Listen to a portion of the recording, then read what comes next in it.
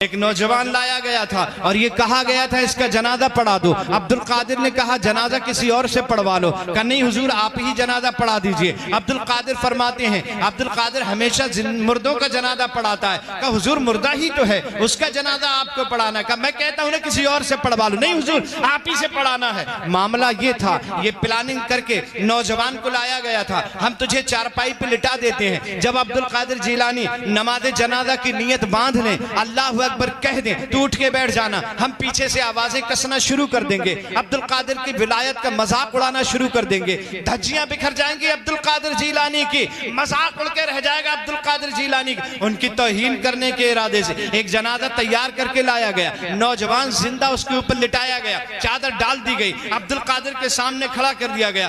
غوث اعظم مدرسہ نظامیہ کی جامع مسجد سے، بغداد کی جامع مسجد سے نماز پڑھا کے باہر آئے، جنازہ تیار تھا، حضور نماز جنازہ پڑھا دیجئے۔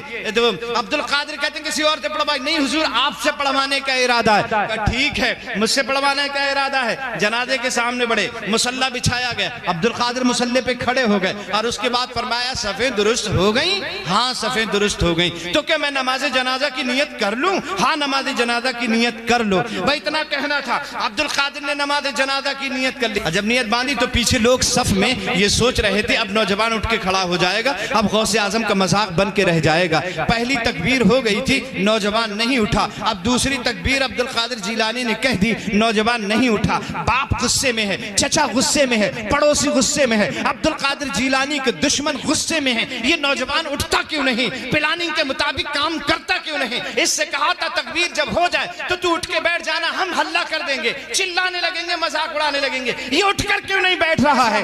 دو تکبیریں ہو گئے نہیں بیٹھا، تین تکبیریں ہو گئے نہیں اٹھ کے بیٹھا، چوتھی تکبیر ہو گئے نہیں اٹھ کے بیٹھا، اور اب عبدالقادر جیلانی نے السلام علیکم ورحمت اللہ، السلام علیکم ورحمت اللہ سلام پھیر دیا۔ جیسے ہی سلام پھیرا صف میں سے نکل کے باپ آیا، چادر کو اٹھایا، بے وقوف لڑکے جو پلاننگ کے تحت بتایا گیا تھا وہ تو نے کیوں نہیں کیا؟ تکبیر کے ساتھ کھڑا کیوں نہیں ہوا؟ چادر اٹھائی، دیکھا تو زندہ نہیں مردہ لیٹا ہوا تھا۔ عبدالقادر کے قدموں میں سارے نمازی گر پڑے، باپ گرا، چچا گرا، بھائی گرا، تایا گرا۔ عبدالقادر غضب ہو گیا، یہ کیا ہوا؟ غوث اعظم فرماتے ہیں یہ ٹھیک ہے، اللہ نے مجھے یہ اختیار عطا فرمایا ہے کہ میں مردوں کو اللہ کے حکم سے زندہ کر دیتا ہوں، لیکن اس کی تو میں نے نماز جنازہ پڑھا دی ہے اور میں نے تمہیں پہلے ہی بتایا تھا۔ عبدالقادر مردوں کی نماز جنازہ پڑھاتا ہے، اب یہ قیامت سے پہلے اٹھ نہیں سکتا ہے،